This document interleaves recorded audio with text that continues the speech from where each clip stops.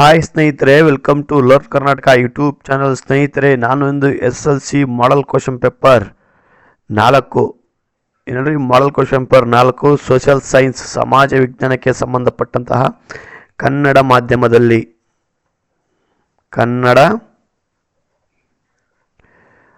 ಮಾಧ್ಯಮದಲ್ಲಿರುವಂತಹ ಪ್ರಶ್ನೆ ಪತ್ರಿಕೆಯನ್ನು ಬಿಡಿಸುವಂಥ ಪ್ರಯತ್ನ ಮಾಡ್ತಾ ಇದ್ದೀನಿ. ಯಾರೆಲ್ಲ ಫಸ್ಟ್ ಟೈಮ್ ನಮ್ಮ ಚಾನಲನ್ನು ನೋಡ್ತಾ ಇದ್ದೀರಿ, ಸಬ್ಸ್ಕ್ರೈಬ್ ಮಾಡಿ ಅಂತ ಹೇಳ್ತಾ, ಸೊ ಬನ್ನಿ 1ನೇ ಮೇನಲ್ಲಿ ಇರುವಂಥ ಪ್ರಶ್ನೆಗಳ ಬಗ್ಗೆ ಹೋಗೋಣ. ನೋಡ್ರಿ, ಫಸ್ಟ್ನೇ ಮೇನ್ ಏನಲ್ರಿ, 1ನೇ ಮೇನ್. ಈ ಕೆಳಗಿನ ಪ್ರತಿಯೊಂದು ಪ್ರಶ್ನೆಗೆ ಅಥವಾ ಅಪೂರ್ಣ ಹೇಳಿಕೆಗಳಿಗೆ 4 ವಾಕ್ಯಗಳನ್ನು ನೀಡಲಾಗಿದೆ. ಅವುಗಳಲ್ಲಿ ಒಂದು ಮಾತ್ರ ಸರಿಯಾಗಿದೆ ಅಥವಾ ಹೆಚ್ಚು ಸೂಕ್ತವಾಗಿದೆ. ಸರಿಯಾದ ಉತ್ತರವನ್ನು ಆರಿಸಿ ಪೂರ್ಣ ಉತ್ತರವನ್ನು ಅದರ ಕ್ಷಮಾಕ್ಷರದೊಂದಿಗೆ ಬರೆಯಿರಿ ಅಂತ ಹೇಳ್ತಾನೆ. ಸೊ ನೋಡಿ, ನೀವು ಎಕ್ಸಾಮ್ ಹಾಲಲ್ಲಿ ಯಾವ ರೀತಿಯಾದಂತಹ ಫೀಲನ್ನು ನೀವು ಎದುರಿಸ್ತಿರೋ ಆ ಒಂದು ರೀತಿಯ ಒಂದು ಪ್ರಶ್ನೆಗಳಿಗೆ ಇಲ್ಲಿ ನಾವು ಉತ್ತರವನ್ನು ಬರೀಬೇಕಾಗುತ್ತೆ. ನೋಡಿ, 1ನೇ ಕ್ವಶನ್ನು, 2ನೇ ಮಹಾಯುದ್ಧದ ನಂತರ ಶೀತಲ ಸಮರದಲ್ಲಿ ತೊಡಗಿದ ರಾಷ್ಟ್ರಗಳು ಈ ಕೆಳಗಿದವು ಯಾವ್ಯಾವು? ನೋಡ್ರಿ, ಶೀತಲ ಸಮರ ಅಂದ್ರೆ 2ನೇ ಮಹಾಯುದ್ಧದ ನಂತರ ಆಗಿದ್ದದು, ಹೌದಾ? ಸೊ ನಿಮಗೆಲ್ಲ ಗೊತ್ತಿರಬೇಕು, 2ನೇ ಮಹಾಯುದ್ಧ 1939ರಿಂದ ಹಿಡಿದು 45ವರೆಗೆ ಆಯಿತು, ಹೌದಾ? ಸೊ ಅದಾದ ನಂತರ 2 ಬಲಿಷ್ಠ ರಾಷ್ಟ್ರಗಳು ಶೀತಲ ಸಮರದಲ್ಲಿ ತೊಡ್ಕೊಂಡಿದ್ದು. ಏನಲ್ರಿ, ಶೀತಲ ಸಮರದಲ್ಲಿ, ಇಟ್ ಮೀನ್ಸ್ ಕೋಲ್ಡ್ ವಾರ್ ಅಂತಲೂ ಸಹಿತ ಕರೀತಾರೆ, ಅರ್ಥ ಆಯ್ತಾ? ಆ ರಾಷ್ಟ್ರಗಳು ಯಾವುವು ನೋಡ್ರಿ. ನೀವು ಈ ರೀತಿ ಎಲ್ಲ ಪ್ರಶ್ನೆ ಪೂರ್ಣ ಪ್ರಮಾಣದಲ್ಲಿ ಓದ್ಕೊಂಡು ನೀವು ಆಪ್ಷನ್ಗಳಿಗೆ ಗಮನ ಕೊಡಬೇಕಾಗುತ್ತೆ. ನೀವು ಹೆಂಗೆ ಮಾಡಿರ್ತೀರಿ, 2ನೇ ಮಹಾಯುದ್ಧದ ಅನ್ನಟ್ಟಿಗೆ ಆಪ್ಷನ್ ಎ ಬಂದ್ಬಿಟ್ಟು ಅಲ್ಲಿ ಅಮೇರಿಕಾ, ಸಂಯುಕ್ತ ಸಂಸ್ಥಾನ ಮತ್ತು ಚೀನಾ ಅಂತ ಓದ್ತಾರೆ. ಸೊ ಈ ರೀತಿಯಾದಂತಹ ನೀವು ಪದ್ಧತಿಯಿಂದ ಪ್ರಾಕ್ಟೀಸಿಂದ ಓದ್ಬೋದು ಬೇಡ, ಸಂಪೂರ್ಣವಾಗಿ ಕ್ವಶನನ್ನು ಓದ್ಕೊಳ್ಳಿ, ಅರ್ಥ ಮಾಡ್ಕೊಳ್ರಿ. ನಂತರ ನೀವು ನಿಮ್ಮ ಕಣ್ಣು ಯಾವ ಕಡೆ ಬರಬೇಕು, ಈ ಆಪ್ಷನ್ಸ್ ಕಡೆ ಬರಬೇಕು, ಅರ್ಥ ಆಯ್ತಾ? ಆಪ್ಷನ್ ಎ ಏನು ಹೇಳ್ತಾ ಇದೆ, ಅಮೇರಿಕಾ, ಸಂಯುಕ್ತ ಸಂಸ್ಥಾನ ಮತ್ತು ಚೀನಾ ಇವೆರಡು ರಾಷ್ಟ್ರಗಳು ತೊಡಗಿದ್ದು ಆ ಶೀತಲ ಸಮರದಲ್ಲಿ. ಆಪ್ಷನ್ ಬಿ, ಅಮೇರಿಕಾ, ಸಂಯುಕ್ತ ಸಂಸ್ಥಾನ ಮತ್ತು ಜಪಾನ್ ಅಂತ ಇದೆ, ಇವೆರಡು ರಾಷ್ಟ್ರಗಳು ತೊಡಗಿದ್ದು ಅಲ್ಲಿ. ನೆಕ್ಸ್ಟ್ ಸಿ, ಸೋವಿಯತ್ ರಷ್ಯಾ ಮತ್ತು ಚೀನಾ ಆ 2 ರಾಷ್ಟ್ರಗಳು ಶೀತಲ ಸಮರದಲ್ಲಿ ತೊಡಗಿದ್ವಾ. ಆಪ್ಷನ್ ಡಿ, ಅಮೇರಿಕಾ, ಸಂಯುಕ್ತ ಸಂಸ್ಥಾನ ಮತ್ತು ಸೋವಿಯತ್ ರಷ್ಯಾ. ನೋಡ್ರಿ, ಇಲ್ಲಿ ಉತ್ತರವನ್ನು ಯಾವುದು ಸರಿಯಾಗಿದೆ ಎನ್ನುವ ಆಪ್ಷನ್ನು ಹುಡುಕೋದು ಎಷ್ಟು ಮುಖ್ಯನೋ, ಜೊತೆಗೆ ಈ ಒಂದು ಆಪ್ಷನಲ್ಲಿ ಉತ್ತರ ಸರಿ ಇಲ್ಲದೆ ಇರುವಂಥ ಆಪ್ಷನ್ನು ಚೂಸ್ ಮಾಡೋದು ಅಷ್ಟೇ ಇಂಪಾರ್ಟೆಂಟು. ಸೊ ಅಮೇರಿಕಾ ಅನ್ನೋದು ಇಲ್ಲಿದೆ ಅಂತ ಅರ್ಥ ಆಯ್ತು. ಅದರ ಅರ್ಥ ಈ ಚೀನಾ ಅನ್ನೋದಿಲ್ಲ, ಅಮೇರಿಕಾ, ಸಂಯುಕ್ತ ಸಂಸ್ಥಾನ, ಚೀನಾ ಜೊತೆಗಿತ್ತ ಇಲ್ಲ, ಜಪಾನು ಇಲ್ಲ. ಅಂದರೆ ಯಾವುದು ಆನ್ಸರ್ ಇಲ್ಲಿ? ಸೊ ಇಲ್ಲಿ ಸರಿಯಾದ ಉತ್ತರ option D is right answer. ಯಾವ್ದು ಹೇಳ್ರಿ? Option D is right answer. America, ಸಂಯುಕ್ತ ಸಂಸ್ಥಾನ ಮತ್ತು ಸೋವಿಯತ್ ರಷ್ಯಾ, ಅರ್ಥ ಆಯ್ತಾ? ಸೊ ಇವೆರಡೂ ರಾಷ್ಟ್ರಗಳು ಈ ಒಂದು 1939ರಿಂದ ಮತ್ತು 45ವರೆಗೆ 1945ವರೆಗೆ 2ನೇ ಮಹಾಯುದ್ಧದಲ್ಲಿ ಪಾಲ್ಗೊಳ್ತವೆ. ಸೊ ಪಾಲ್ಗೊಂಡ ನಂತರ ಸಹಿತ ಇವೆರಡೂ ರಾಷ್ಟ್ರಗಳ ಮಧ್ಯೆ ಏನಾಗುತ್ತೆ ಅಂದರೆ ಶೀತಲ ಸಮರ ಆರಂಭವಾಗುತ್ತೆ. It means cold war, America ಮತ್ತು ರಷ್ಯಾ, ಅರ್ಥ ಆಯ್ತಾ? ಸೊ ಈ ರೀತಿಯಾಗಿ ನೀವು ಆಪ್ಷನ್ನ ಆಯ್ಕೆ ಮಾಡ್ಕೊಂಡು ಮೇನಲ್ಲಿ 1ನೇ ಮೇನ್ ಅಂತ ಬರೋದು, ನೆಕ್ಸ್ಟು ಅದರಲ್ಲಿ ಸಬ್ ಮೇನ್ ಅಂತ ಬರೋದು, ಆಪ್ಷನ್ನು ಡಿ ಅಂತ ಬರೀಬೇಕು. ಯಾವ್ದು ಹೇಳ್ರಿ? Option D. ಆಪ್ಷನ್ ಡಿ ಅಂತ ಬರೆದು ಅಮೇರಿಕಾ, ಸಂಯುಕ್ತ ಸಂಸ್ಥಾನ, ಅಮೇರಿಕಾ, ಸಂಯುಕ್ತ ಸಂಸ್ಥಾನ ಮತ್ತು ಸೋವಿಯತ್ ರಷ್ಯಾ.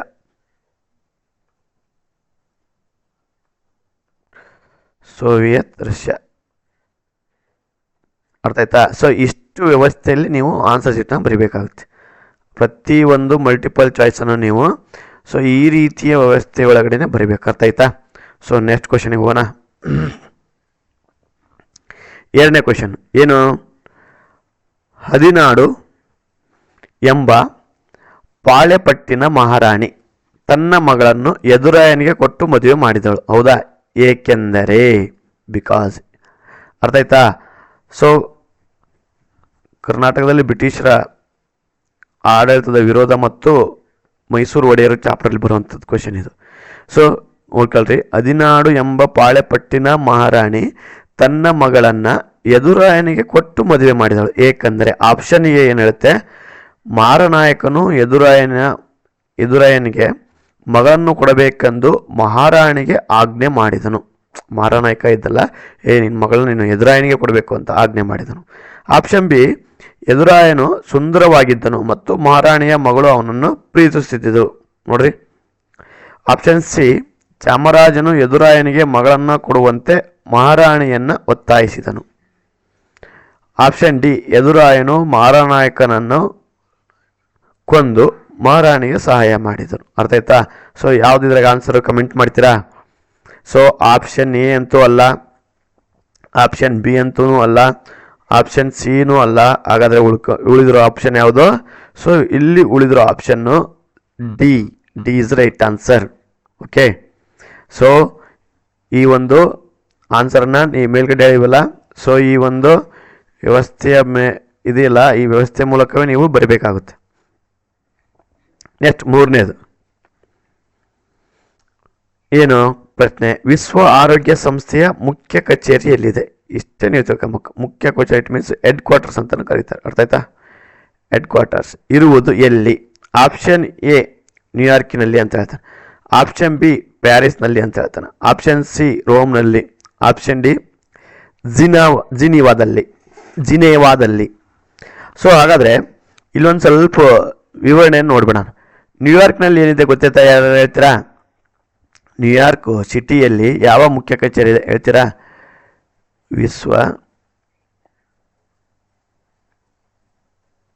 ವಿಶ್ವಸಂಸ್ಥೆಯ ಮುಖ್ಯ ಕಚೇರಿ ಇದೆ ಅಲ್ಲಿ. ಎಲ್ಲಿ ಸರ್? ನ್ಯೂಯಾರ್ಕ್ನಲ್ಲಿ ಸರ್. ಓಕೆ.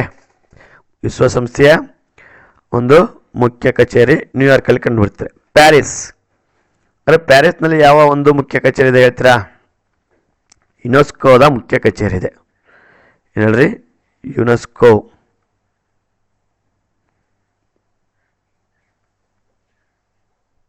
ಓಕೆ. ಇಲ್ಲ ಸಾರಿ, ಯುನೆಸ್ಕೋ ಇದೆ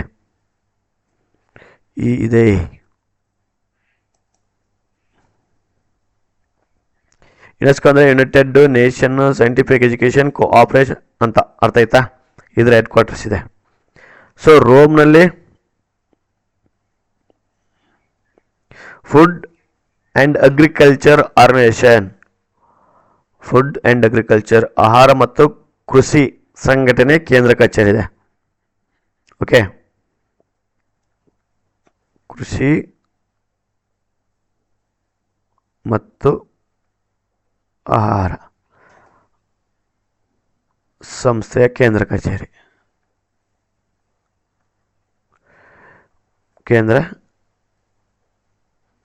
ಇದೆ. ಓಕೆ. ಸೊ ಹಾಗಾದರೆ ಡಿಯಲ್ಲಿ ಯಾವುದಿದೆ? ವಿಶ್ವಸಂಸ್ಥೆ ಆರೋಗ್ಯ ಸಂಸ್ಥೆ ಇದೆ.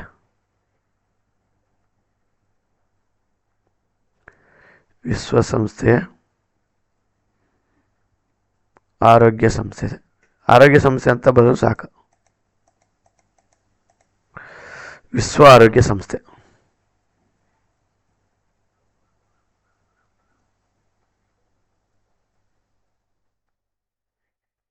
ಓಕೆ. ಅರ್ಥ ಆಯ್ತಾ? ನೋಡ್ರಿ, ಮುಂದೆ ಬರಬಹುದಾದ ಅಥವಾ ಕೇಳಬಹುದಾದಂಥ ಹೆಡ್ ಕ್ವಾರ್ಟರ್ಸ್ಗಳಿವು. ನ್ಯೂಯಾರ್ಕ್ನಲ್ಲಿ ಯಾವುದಿದೆ? ವಿಶ್ವಸಂಸ್ಥೆಯ ಕೇಂದ್ರ ಕಚೇರಿ ಇದೆ. ಪ್ಯಾರಿಸ್ನಲ್ಲಿ ಯುನೆಸ್ಕೋದ ಕೇಂದ್ರ ಕಚೇರಿ ಇದೆ. ರೋಮ್ನಲ್ಲಿ ಕೃಷಿ ಮತ್ತು ಆಹಾರ ಸಂಸ್ಥೆಯ ಕೇಂದ್ರ ಕಚೇರಿ ಇದೆ. ಜಿನಿವಾದಲ್ಲಿ ವಿಶ್ವ ಆರೋಗ್ಯ ಸಂಸ್ಥೆಯ ಕೇಂದ್ರ ಕಚೇರಿ ಇದೆ. ಇದನ್ನು WHO ಅಂತಲೂ ಸಹಿತ ಕರೀತಾರೆ. ಎಂತ ಕರೀತಾರೆ? WHO, world health organisation. ಅರ್ಥ ಆಯ್ತಾ? ಇಲ್ಲಿ ನಿಮಗೆ ಉತ್ತರ ಸಿಕ್ತು ಅಂತ ಅನ್ಕೊಂಡಿನಿ. ಅರ್ಥ ಆಯ್ತಾ? ಇದನ್ನು ಸೇಮ್ ನೀವು 3 ಅಂತ ಹಾಕಿ ಡಿ ಅಂತ ಬರೆದು ಆಮೇಲೆ ಜಿನೆವಾದಲ್ಲಿ ಅಂತ ಬರೀಬೇಕು. ಜಿನೆವಾದಲ್ಲಿ. ಅರ್ಥ ಆಯ್ತಾ? ಇದು ಬರೆಯುವಂತಹ ಒಂದು ಪೂರ್ಣ ಪ್ರಮಾಣದ ವ್ಯವಸ್ಥೆ. ಸೊ ನೆಕ್ಸ್ಟು 4ನೇ ಕ್ವಶನ್ನು. ಮೌನ ಕಣಿವೆ ಆಂದೋಲನ ಪ್ರಾರಂಭವಾದ ರಾಜ್ಯ. ಸೈಲೆಂಟ್ ವ್ಯಾಲಿ ಇದು ಕಲೆಕ್ಟಿವ್ ಬಿಹೇವಿಯರ್ ಆ್ಯಂಡ್ ಪ್ರೊಟೆಸ್ಟ್ ಆ ಒಂದು ಪಾಠದಲ್ಲಿ ಬರುವಂಥದ್ದು. ಸೊ ಆಪ್ಷನ್ ಎ ಕೇರಳ ಅಂತ ಇದೆ, ಆಪ್ಷನ್ ಬಿ ತಮಿಳುನಾಡು ಅಂತ ಇದೆ, ಆಪ್ಷನ್ ಸಿ ಗುಜರಾತ್ ಅಂತ ಇದೆ, ಆಪ್ಷನ್ ಡಿ ಪಶ್ಚಿಮ ಬಂಗಾಳ ಅಂತ ಇದೆ. ಇಲ್ಲಿ ಆ ಒಂದು ಪರಿಸರ ಚಳುವಳಿ ನಡೆದೇ ಇರುವಂತಹ 2 ರಾಜ್ಯಗಳಿದ್ದಾವೆ. ಯಾವುವು ಅವನ್ನ ನಾವು ತೆಗೆದುಹಾಕ್ಬೇಕು. ಒಂದು, ತಮಿಳುನಾಡಲ್ಲಿ ಆ ರೀತಿಯಾದಂತಹ ಹೋರಾಟ ಆ ರಾಜ್ಯದಲ್ಲಿ ಆಗಿಲ್ಲ. ಇನ್ನೊಂದು, ಪಶ್ಚಿಮ ಬಂಗಾಳದಲ್ಲಿ ಆ ರೀತಿಯಾದಂಥ ಹೋರಾಟ ಅಲ್ಲಿ ಆಗಿಲ್ಲ. ಹಾಗಾದರೆ ಇಲ್ಲಿ ಕಾಂಪಿಟಲ್ಲಿ ಇರೋರು, ಗೇಮಲ್ಲಿರೋ ಯಾರು? ಕೇರಳ, ಗುಜರಾತ್. ಸೊ ಗುಜರಾತು ನಿಮಗೆ ಸ್ವಲ್ಪ ವಿವರಣೆಯನ್ನು ನೋಡ್ಕೊಂತ ಹೋದರೆ ಇಲ್ಲಿ ನರ್ಮದಾ ಬಚಾವ್ ಆಂದೋಲನ ನಡೀತು. ಯಾವುದಲ್ರಿ? ನರ್ಮದಾ ಬಚಾವ್ ಆಂದೋಲನ. ಸೊ ಈ ನರ್ಮದಾ ಬಚಾವ್ ಆಂದೋಲನ ಇಲ್ಲಿ ನಡೆದಿತ್ತು. ಈ ಒಂದು ನರ್ಮದಾ ರಿವರ್ಗೆ ಅಡ್ಡಲಾಗಿ, ನರ್ಮದಾ ನದಿಗೆ ಅಡ್ಡಲಾಗಿ ಏನು ಮಾಡ್ತಾ ಇದ್ರು? ಸರ್ದಾರ್ ಸರೋವರ ಪ್ರಾಜೆಕ್ಟನ್ನು ಕೈಗೆತ್ತಿಕೊಂಡಿದ್ರು. ಸರ್ದಾರ್ ಸರೋವರ. ಓಕೆ, ಇದರ ಒಂದು ವಿರುದ್ಧ ಹೋರಾಟ ಮಾಡಿದವರು ಯಾರು ಅಂದರೆ ಮೇಧಾ ಪಾಟ್ಕರ್. ಮೇಧಾ ಪಾಟ್ಕರ್ ಮತ್ತೆ ಬಾಬಾ ಮೇಧಾ ಪಾಟ್ಕರ್, ಬಾಬಾ ಆಮ್ಟೆ.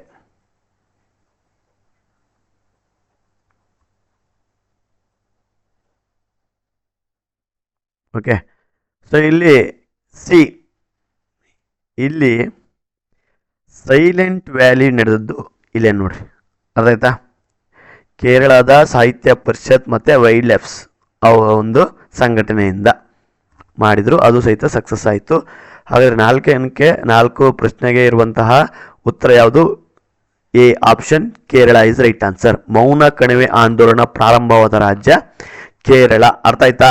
ಸೊ ಇದನ್ನು ಸಹಿತ ನೆನ್ಪಿಟ್ಕೊಬೇಕು. ನೆಕ್ಸ್ಟ್ ಇದು ಹಿಂದೆ ಎಕ್ಸಾಮಲ್ಲಿ ಕೇಳಿದಂಥ ಗುಜರಾತ್ ನರ್ಮದಾ ಬಚಾವ್ ಆಂದೋಲನ ನಡೆದಂಥ ರಾಜ್ಯ. ನರ್ಮದಾ ನದಿಗೆ ಅಡ್ಡಲಾಗಿ ಸರ್ದಾರ್ ಸರೋವರವನ್ನು ಕಟ್ತಾ ಇದ್ರು. ಅದರ ಒಂದು ವ್ಯವಸ್ಥೆ ಅಥವಾ ಯೋಜನೆಯ ಒಂದು ವಿರುದ್ಧ ಮೇಧಾ ಪಾಟ್ಕರ್ ಮತ್ತು ಬಾಬಾ ಆಮ್ಟೆ ಅವರು ಹೋರಾಟವನ್ನು ಮಾಡಿದರು. ನಿಮಗೆ ಕೇಳಬಹುದು, ಗುಜರಾತ್ನಲ್ಲಿ ನಡೆದಂಥ ಸರ್ದಾರ್ ಸರೋವರದ ಮುಂದಾಳತ್ವವನ್ನು ವಹಿಸಿದಂಥವ್ರು ಯಾರು? ಚಳುವಳಿಯ ಮುಂದಾಳತ್ವವನ್ನು ವಹಿಸಿದಂಥವ್ರು ಯಾರು ಅಂದರೆ ಮೇಧಾ ಪಾಟ್ಕರ್ ಮತ್ತು ಬಾಬಾ ಆಮ್ಟೆ ಅಂತ ಬರೆದ್ರೆ 1 ಮಾರ್ಕ್ಸನ್ನು ಈಸಿಯಾಗಿ ನೀವು ಪಡ್ಕೋಬೋದು. ಎಕ್ಸ್ಪೆಕ್ಟೆಡ್ ಕ್ವಶನ್ ಇದು. ನೆಕ್ಸ್ಟ್ 5ನೇದು, ಭಾರತದ ಮೊದಲ ಕಬ್ಬಿಣ ಮತ್ತು ಉಕ್ಕಿನ ಕೈಗಾರಿಕೆ ಪ್ರಾರಂಭವಾದದ್ದು ಎಲ್ಲಿ ಅಂತ. ಮೊದಲ ಕಬ್ಬಿಣ ಕೈಗಾರಿಕೆ ಆಪ್ಷನ್ ಎ ಶ್ರೀರಾಮ್ಪುರದಲ್ಲಿ ಅಂತ ಹೇಳ್ತಾರೆ, ಆಪ್ಷನ್ ಬಿ ಸೇಲಂನಲ್ಲಿದೆ ಅಂತ ಹೇಳ್ತಾರೆ, ಆಪ್ಷನ್ ಸಿ ಭದ್ರಾವತಿಯಲ್ಲಿದೆ ಅಂತ ಹೇಳ್ತಾರೆ, ಆಪ್ಷನ್ ಡಿ ಕುಲ್ಟಿಯಲ್ಲಿದೆ ಅಂತ ಹೇಳ್ತಾರೆ. ಅಂದರೆ ಯಾವುದು ಸರಿಯಾದ ಉತ್ತರ? ಕಮೆಂಟ್ ಮಾಡ್ತೀರಾ? 5ನೇದಕ್ಕೆ ಭಾರತದ ಮೊದಲ ಕಬ್ಬಿಣ ಮತ್ತು ಉಕ್ಕಿನ ಕೈಗಾರಿಕೆ ಪ್ರಾರಂಭವಾಗಿದ್ದು ಎಲ್ಲಿ ಅಂತ. So option D is right answer. 5ನೇದಕ್ಕೆ ಎಷ್ಟು? Option D, ಕುಲ್ಟಿಯಲ್ಲಿ. ಸೊ ಭಾರತದ ಮೊದಲ ಕಬ್ಬಿಣ ಮತ್ತು ಉಕ್ಕಿನ ಕೈಗಾರಿಕೆ ಸ್ಥಾಪನೆ ಆಯಿತು. ಈ ಕುಲ್ಟಿ ಎಲ್ಲಿ ಬರುತ್ತೆ ಅಂದರೆ, ಅಥವಾ ಯಾವ ರಾಜ್ಯದಲ್ಲಿ ಬರುತ್ತೆ ಅಂದರೆ ಪಶ್ಚಿಮ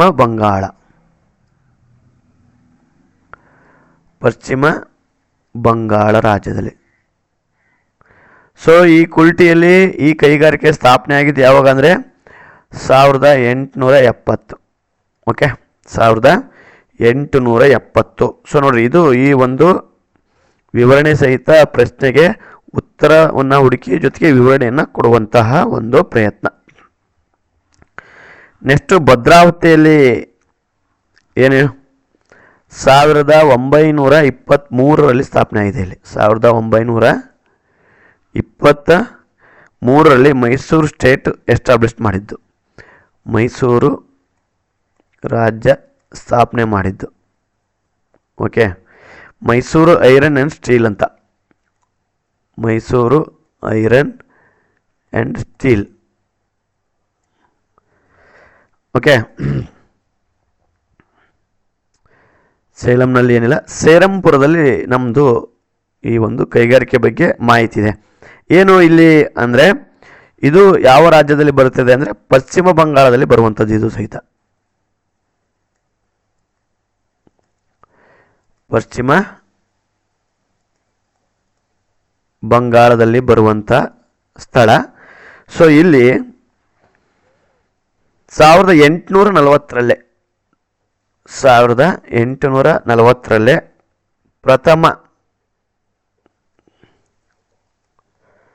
ಪ್ರಥಮ ಯಾವ ಕೈಗಾರಿಕೆ ಹೇಳ್ರಿ? ಕಾಗದದ ಕೈಗಾರಿಕೆ ಸ್ಥಾಪನೆ ಆಯಿತು. ಕೈಗಾರಿಕೆ ಓಕೆ ಸ್ಥಾಪನೆ ಅರ್ಥ ಆಯ್ತಾ? ಸೊ ನೋಡ್ರಿ, ಸೊ ನಿಮಗೆ ಈ ಒಂದು ಪ್ರಶ್ನೆಯಿಂದ ಯಾವ ರೀತಿಯಾದಂಥ ವಿವರಣೆ ಮತ್ತು ಪ್ರಶ್ನೆ ಬರ್ಬೋದು ಅಂತ ಅಂದರೆ ಸೇರಂಪುರ. ಈಗ ಸೇಮ್ ಕೇಳ್ದಂಗೆ ಕೇಳಿಬಿಟ್ರೆ ಮುಗಿತು. ಏನು ಭಾರತದಲ್ಲಿ ಪ್ರಥಮ ಕಾಗದ ಕೈಗಾರಿಕೆ ಸ್ಥಾಪನೆ ಆಗಿದ್ದು ಎಲ್ಲಿ? ಆಪ್ಷನ್ ಕೊಟ್ಟ ಅಂದರೆ ಸೇರಂಪುರ ಇಸ್ ರೈಟ್ ಆನ್ಸರ್. ಯಾವ ರಾಜ್ಯದಲ್ಲಿ ಕಂಡು ಬರ್ತಾ ಇದೆ ಅಂದರೆ ಪಶ್ಚಿಮ ಬಂಗಾಳದಲ್ಲಿ ಕಂಡು ಬರ್ತಾ ಇದೆ. ಯಾವಾಗ ಸ್ಥಾಪನೆ ಆಯಿತು ಅಂದರೆ 1840. ನೋಡ್ರಿ, ಸೊ ನಿಮಗೆ ಯಾವ ಒಂದು ಆ್ಯಂಗಲಲ್ಲಿ ಸಹಿತ ಈ ಮಲ್ಟಿಪಲ್ ಚಾಯ್ಸ್ ಕ್ವೆಶ್ಚನ್ ಕೇಳಿದ್ರು ಸಹಿತ ಬರೆಯುವಂಥ ವ್ಯವಸ್ಥೆಯನ್ನು ನಮ್ಮ ಹುಡುಗರು ಪಡ್ಕೋಬೇಕು ಅಂತ ಹೇಳ್ತಾ ಈ ಒಂದು ವಿಡಿಯೋಗಳನ್ನು ನಾವು ಮಾಡ್ತಾ ಇರೋದು. ಇದರ ಒಂದು ಉಪಯೋಗವನ್ನು ಪಡ್ಕೊಳ್ಳಿ. ನಿಮಗೆ 80ಕ್ಕೆ 80 ಅಂದರೆ 80ಗೆ ಮಾರ್ಕ್ಸ್ ಕ್ಲೋಸ್ ಅಂದರೆ ಹತ್ರ ಆಗಬೇಕಪ್ಪ ಅಂದರೆ ಇದು 1 marks question is very important. ಅದರಲ್ಲಿ 1ನೇ ಮೇನ್ ಆಗಿರ್ಬೋದು, ಮತ್ತು 2ನೇ ಮೇನ್ ಆಗಿರ್ಬೋದು, ಮತ್ತು ಸೊ ಈ 3ನೇ ಮೇನ್ ಇದೆಯಲ್ಲ, this is the decider of ಇವನ್ನ ಔಟ್ ಆಫ್ 40 ಮಾರ್ಕ್ಸ್. ನಿಮ್ಮ 80ಕ್ಕೆ 80 ತಗೋಬೇಕಪ್ಪ ಅಂದರೆ ಇವು ಭಾಳ ಮೋಸ್ಟ್ ಇಂಪಾರ್ಟೆಂಟ್ ರೂಲನ್ನು ವಹಿಸ್ತವೆ. ಅದಕ್ಕಾಗಿ ಸೊ ಈ ಮಲ್ಟಿಪಲ್ ಚಾಯ್ಸ್ ಕ್ವಶನ್ನ ಕ್ಲೀನಾಗಿ ನಾವು ನೋಡ್ಕೊಂಬಾಗುತ್ತೆ. ಭದ್ರಾವತಿಯಲ್ಲಿ 1923ರಲ್ಲಿ ಮೈಸೂರು ರಾಜ್ಯ ಸಂಸ್ಥಾನ ಮೈಸೂರು ಐರನ್ ಸ್ಟೀಲ್ ಇಂಡಸ್ಟ್ರಿಯನ್ನು ಸ್ಥಾಪನೆ ಮಾಡಿತು. ಸೇಮ್ ಕುಲ್ಟಿ ಪಶ್ಚಿಮ ಬಂಗಾಳ ರಾಜ್ಯದಲ್ಲಿ ಕಂಡುಬರುತ್ತೆ. 1870ರಲ್ಲಿ ಭಾರತದಲ್ಲೇ ಮೊದಲ ಉಕ್ಕಿನ ಕೈಗಾರಿಕೆಯನ್ನು ಪ್ರಾರಂಭವಾಗಿದ್ದು. ಸೊ ಇಲ್ಲಿಗೆ ಈ 5ನೇ ಕ್ವಶನ್ ಮುಗೀತು. ಈಗ ನೆಕ್ಸ್ಟ್ 6ನೇ ಕ್ವಶನ್. ಭಾರತದ ಪ್ರಾದೇಶಿಕ ಮತ್ತು ಸ್ವತಂತ್ರ GPS ವ್ಯವಸ್ಥೆ ಹೆಸರು? ಇಂಡಿಪೆಂಡೆಂಟ್ GPS ರೀಜನಲ್ ಅಂತ. ಸೊ ಇಲ್ಲಿ ಭಾರತದ ಪ್ರಾದೇಶಿಕ ವ್ಯವಸ್ಥೆ. ಓಕೆ, ಸೊ ಆಪ್ಷನ್ ಎ ಸ್ಪುತ್ನಿಕ್ ಅಂತ ಇದೆ, ಆಪ್ಷನ್ ಬಿ ಪಾತ್ ಫೈಂಡರ್ ಅಂತ ಇದೆ, ಆಪ್ಷನ್ ಸಿ ನಾವಿಕ್ ಅಂತ ಇದೆ, ಆಪ್ಷನ್ ಡಿ ಮೈತ್ರಿ ಅಂತ ಇದೆ. ಓಕೆ, ಸೊ ಆದರೆ ಆಪ್ಷನ್ನು ಇದಕ್ಕೆ ರೈಟ್ ಆದದ್ದು ಯಾವುದು ಕಮೆಂಟ್ ಮಾಡ್ತೀರಾ? ಭಾರತದ ಪ್ರಾದೇಶಿಕ ಮತ್ತು ಸ್ವತಂತ್ರ GPS global position system. Okay, ವ್ಯವಸ್ಥೆ ಹೆಸರೇನು? ಅದಕ್ಕೊಂದು ಹೆಸರಿಟ್ಟಿದ್ದಾರೆ. ಅದು ಯಾವ ವ್ಯವಸ್ಥೆಯ ಹೆಸರು ಅಂತ ಹೇಳಿದರೆ ಮುಗೀತು. Okay, option C is right answer. Navigation with Indian consolidation ಅಂತ ಇದ್ರ ಅರ್ಥ ಆಯ್ತಾ? ಸೊ ಇದು ಪಾತ್ ಫೈಂಡರ್ ಮೊನ್ನೆ ಕೇಳ್ಯಾರೆ. Okay, so next it is acquiring the calculated and location personal. ಅದು ಒಂದು ಕಂಡುಹಿಡಿಯುವಂಥ ವ್ಯವಸ್ಥೆ. ಇದು ಪಾತ್ ವ್ಯವಸ್ಥೆ ಮಾಡುತ್ತೆ. ನೆಕ್ಸ್ಟ್ 7ನೇದು ಕ್ವಶನ್ ಏನು? ಏಕರೂಪದ ಪಂಚಾಯತ್ ರಾಜ್ ವ್ಯವಸ್ಥೆಗೆ ಅವಕಾಶ ಮಾಡಿಕೊಟ್ಟ ಭಾರತದ ಸಂವಿಧಾನದ ತಿದ್ದುಪಡಿ. ಸೊ ಪಂಚಾಯತ್ ರಾಜ್ ವ್ಯವಸ್ಥೆಗೆ ಅವಕಾಶ ಮಾಡಿಕೊಟ್ಟಂಥ ಭಾರತದ ಸಂವಿಧಾನದ ತಿದ್ದುಪಡಿ ಅಂತ ಕೇಳಿದಾನೆ. ಇಲ್ಲಿ ಯಾವ ತಿದ್ದುಪಡಿ ಅಂತ ಕೇಳಿದಾನೆ? ಸಂವಿಧಾನ ತಿದ್ದುಪಡಿ ಅಂತ ಕೇಳಿದಾನೆ. ಸೊ ನಮ್ಮ ಯೂಟ್ಯೂಬಲ್ಲಿ ಈ ಸಂವಿಧಾನದ ತಿದ್ದುಪಡಿಗಳು ಮತ್ತು ಅಮೆಂಡ್ಮೆಂಟು ಮತ್ತು ಆರ್ಟಿಕಲ್ಸ್ಗಳ ಬಗ್ಗೆ ಒಂದು ಸಂಪೂರ್ಣವಾದ ವಿಡಿಯೋನ ಮಾಡಿದ್ದೀವಿ ನಾವು. ಆ ಒಂದು ವಿಡಿಯೋವನ್ನು ನೀವು ನೋಡಿ ಅದರ ಒಂದು ಉಪಯೋಗವನ್ನು ಪಡ್ಕೊಂಡು ನಿಮ್ಮ ಮಾರ್ಕ್ಸನ್ನು ಹೆಚ್ಚಿಗೆ ಮಾಡ್ಕೊಳ್ಳಿ.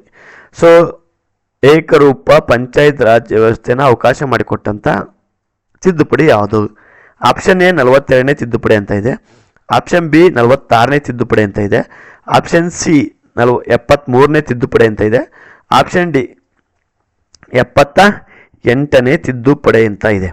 ಸೊ ಹಂಗಾರೆ ಯಾವುದು ಇದಕ್ಕೆ ರೈಟ್ ಆನ್ಸರ್? ಕಮೆಂಟ್ ಮಾಡ್ತೀರಾ? ಏಕರೂಪ ಪಂಚಾಯತ್ ರಾಜ್ ವ್ಯವಸ್ಥೆಗೆ ಅವಕಾಶ ಮಾಡಿಕೊಟ್ಟಂಥ ಭಾರತ ಸಂವಿಧಾನದ ತಿದ್ದುಪಡಿ. Option C is right answer. So ಸಂವಿಧಾನದ ತಿದ್ದುಪಡಿಯನ್ನು 1993ರಲ್ಲಿ ಏಕರೂಪ ಪಂಚಾಯತ್ ರಾಜ್ ವ್ಯವಸ್ಥೆಯನ್ನು ನಮ್ಮ ದೇಶದಲ್ಲಿ ಜಾರಿ ಮಾಡಿದರು. ಓಕೆ, ಸೊ ಆವಾಗ ತಿದ್ದುಪಡಿ ಮಾಡಿದ್ದೆ 73ನೇ ತಿದ್ದುಪಡಿಯನ್ನು. ಅರ್ಥ ಆಯ್ತಾ? ಸೊ ಹಾಗಾದರೆ ಮತ್ತೆ ಈಗ 42 ಅಮೆಂಡ್ಮೆಂಟ್ ಒಂದು ಹೇಳ್ತೀವಿ, ಇದ್ರ ಬಗ್ಗೆ ಸ್ವಲ್ಪ ವಿವರಣೆ ನೋಡೋಣ. ಸೊ 42ನೇ ತಿದ್ದುಪಡಿಯನ್ನು 1976ರಲ್ಲಿ ಸೆಕ್ಯುಲರ್ ಮತ್ತು ಸೋಷಿಯಲಿಸ್ಟ್ ಅನ್ನೋ ಪದವನ್ನು ಸೇರಿಸಿದರು.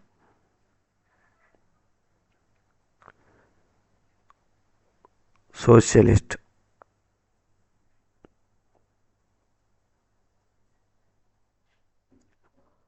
ಜಾತ್ಯತೀತ ಮತ್ತು ಸಮಾಜವಾದಿ ಅಂತ ಕರೀತಾರೆ. ಎಂತ ಕರೀತಾರೆ?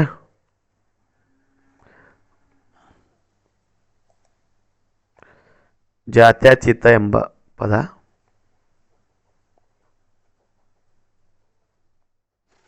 ಸಮಾಜವಾದಿ ಎಂಬ ಪದ.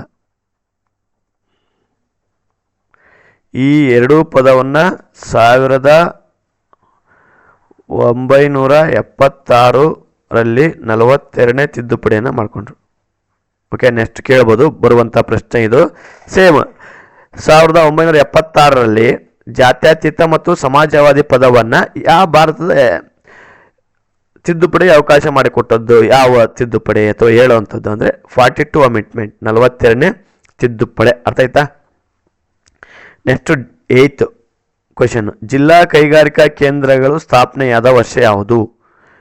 ಜಿಲ್ಲಾ ಕೈಗಾರಿಕಾ ಕೇಂದ್ರಗಳು ಸ್ಥಾಪನೆಯಾದ ವರ್ಷ ಆಪ್ಷನ್ ಎ 1975 ಇದೆ, ಆಪ್ಷನ್ ಬಿ 1976 ಇದೆ, ಆಪ್ಷನ್ ಸಿ 1977 ಇದೆ, ಆಪ್ಷನ್ ಡಿ 1978 ಇದೆ.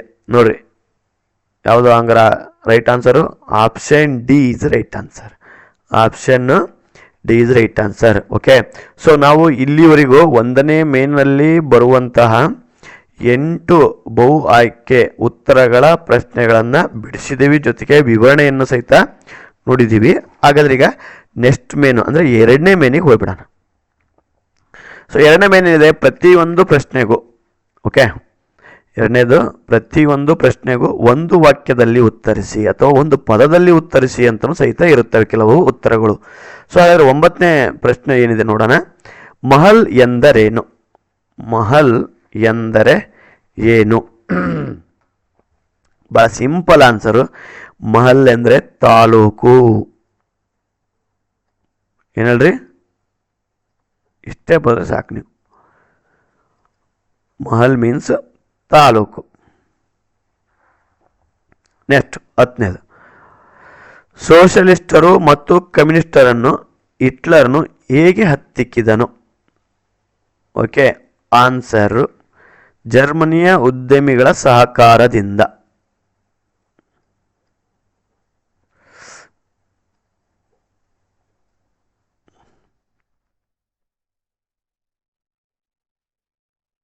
ಜರ್ಮನಿಯ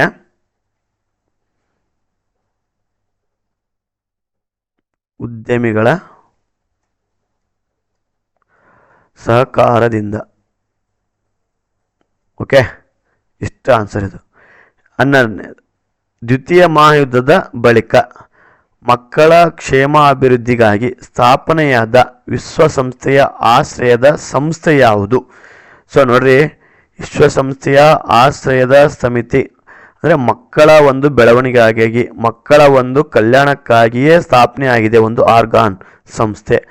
ಆ ಸಂಸ್ಥೆ ಯಾವುದಂತ ಕೇಳಿದ್ದಾರೆ. ಗೊತ್ತಾಯ್ತಾ? ಉತ್ತರ ಗೊತ್ತಿದ್ರೆ ಕಮೆಂಟ್ ಮಾಡಿ. So UNICEF. UNICEF. Okay, next 12ನೇ ಕ್ವೆಶ್ಚನ್ ಏನು? ಅಸ್ಪೃಶ್ಯತೆ ಹಿಂದೂ ಸಮಾಜಕ್ಕೆ ಹತ್ತಿದ ಕಳಂಕ ಎಂದು ಹೇಳಿದವರು ಯಾರು?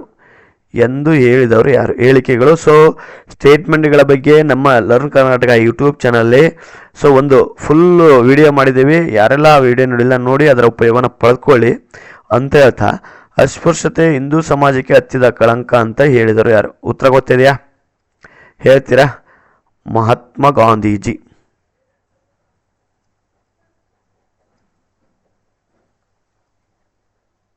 ಮಹಾತ್ಮ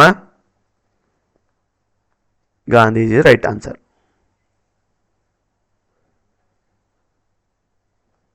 ಓಕೆ, ನೆಕ್ಸ್ಟ್ 13ನೇದು, ಪ್ರಸವ ಪೂರ್ವ ಲಿಂಗ ಪರೀಕ್ಷೆ ಪ್ರತಿಬಂಧಕ ಕಾಯ್ದೆಯನ್ನು ಜಾರಿಗೆ ತರಲಾಗಿದೆ. ಏಕೆ? What is the reason? ಅದನ್ನು ಏಕೆ ಜಾರಿಗೆ ತಂದಿದ್ದಾರೆ ಆ ಕಾಯ್ದೆಯನ್ನು? ಆ ಕಾಯ್ದೆಯ ಕೆಲವು ಉದ್ದೇಶ ಇದೆ. ಏನು? ಹೆಣ್ಣು ಭ್ರೂಣ ಹತ್ಯೆಯನ್ನು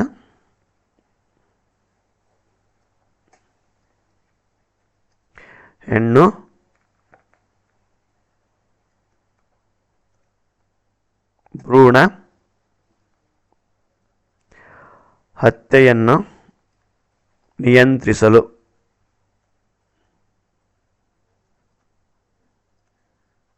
ಓಕೆ. ಸೊ ಪ್ರಸವ ಪೂರ್ವ ಲಿಂಗ ಪರೀಕ್ಷೆ ಪ್ರತಿಬಂಧಕ ಕಾಯ್ದೆಯನ್ನು ಜಾರಿಗೆ ತಂದಿದ್ದು ಏಕೆಂದರೆ ಹೆಣ್ಣು ಭ್ರೂಣ ಹತ್ಯೆಯನ್ನು ನಿಯಂತ್ರಿಸಲು. ನೆಕ್ಸ್ಟ್ 14, ನಿರ್ಗಮನ ಮಾನ್ಸೂನ್ ಮಾರುತಗಳ ಕಾಲದಲ್ಲಿ ಬಂಗಾಳ ಕೊಲ್ಲಿಯಲ್ಲಿ ಆವರ್ತ ಮಾರುತಗಳು ಉಂಟಾಗಲು ಕಾರಣವೇನು? ಸೊ ಅಲ್ಲಿ ನಿರ್ಗಮನ ಮಾನ್ಸೂನ್ ಮಾರುತಗಳ ಕಾಲಕ್ಕೆ ಬಂಗಾಳ ಕೊಲ್ಲಿಯಲ್ಲಿ ಬೇ ಆಫ್ ಬೆಂಗಾಳದಲ್ಲಿ ಸೊ ಆವರ್ತ ಮಾರುತಗಳು ಉಂಟಾಗ್ತವೆ, ಕಾರಣ ಏನು ಅಂತ ಕೇಳಿದಾನೆ. ಇದೇ ನಿಮ್ಮ ಪ್ರಶ್ನೆಯಲ್ಲಿರುವಂಥ ಕೀ ವರ್ಡ್. ಸೊ ಇದಕ್ಕೆ ಉತ್ತರ ಬಂದ್ಬಿಟ್ಟು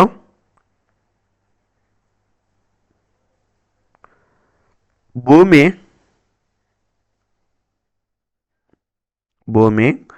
ಮತ್ತು ಸಾಗರಗಳ ನಡುವಿನ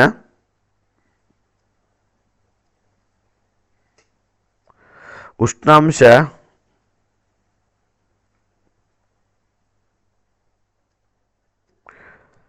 ಒತ್ತಡಗಳ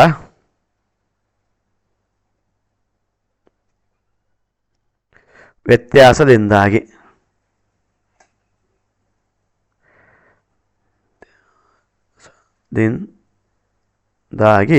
ಬಂಗಾಳ ಕೊಲ್ಲಿ ಆವರ್ತ ಮಾರುತಗಳು ಉಂಟಾಗುತ್ತವೆ ಅಂತ.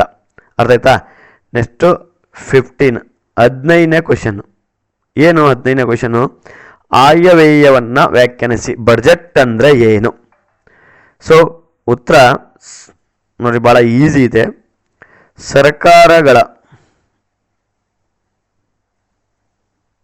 ಸರ್ಕಾರಗಳು ಒಂದು ವರ್ಷದ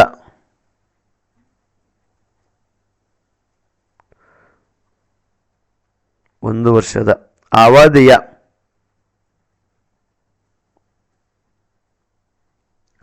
ಆದಾಯ ವೆಚ್ಚಗಳ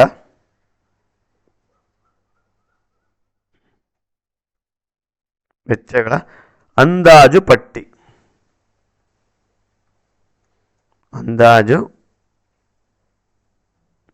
ಪಟ್ಟಿ. ಸೊ 15 ಪ್ರಶ್ನೆನೂ ಆಯವ್ಯಯವನ್ನು ವ್ಯಾಖ್ಯಾನಿಸಿ ಅಂತ ಹೇಳ್ತಾರೆ. ಉತ್ತರ ಸರ್ಕಾರಗಳು ಒಂದು ವರ್ಷದ ಅವಧಿಯ ಆದಾಯ ವೆಚ್ಚಗಳ ಅಂದಾಜು ಪಟ್ಟಿಯೇ ಏನು? ಆಯವ್ಯಯ. ಅರ್ಥ ಆಯ್ತಾ? 16 ಕ್ವಶನ್, 16ನೇದು. ನಾನು ಭವಿಷ್ಯದಲ್ಲಿ ಮನೆ ಕಟ್ಟಬೇಕಿದೆ, ಅದಕ್ಕಾಗಿ ಈಗಿನಿಂದಲೇ ಉಳಿತಾಯ ಖಾತೆಯನ್ನು ಮಾಡಲು ತೆರೆಯಬೇಕಾದ ಅತ್ಯಂತ ಸೂಕ್ತ ಬ್ಯಾಂಕ್ ಖಾತೆ ಯಾವುದು? ಫ್ಯೂಚರ್ ಪ್ಲಾನ್ ಇದೆಲ್ಲ ನೆನ್ಪಿಡ್ರಿ. ಭವಿಷ್ಯದಲ್ಲಿ ಮನೆ ಕಟ್ಟಬೇಕು. ಸೊ 4 ಟೈಪ್ಸ್ ಆದ ಅಕೌಂಟ್ಸ್ ಬರ್ತವೆ. ಆ 4 ಟೈಪ್ಸ್ನ ಅಕೌಂಟಲ್ಲಿ ಯಾವುದು ಅಕೌಂಟನ್ನು ತೆರಿಬೇಕು ಅಂತ ಅಂದರೆ ಇದು ಅಪ್ಡೇಟ್ ಕ್ವಶನ್ ಬಂದೇ ಬರುತ್ತೆ. ಎವರ್ಗ್ರೀನ್ ಕ್ವಶನ್ನು, ಎಕ್ಸ್ಪೆಕ್ಟೆಡ್ ಕ್ವಶನ್ನು ಈ ಚಾಪ್ಟ್ರಲ್ಲಿ. ಸೊ ಇದಕ್ಕೆ ಆವರ್ತ ಠೇವಣಿ ಅಂತ ಬರೆದ್ರೆ ಸಾಕು ನೀವು. ಆವರ್ತ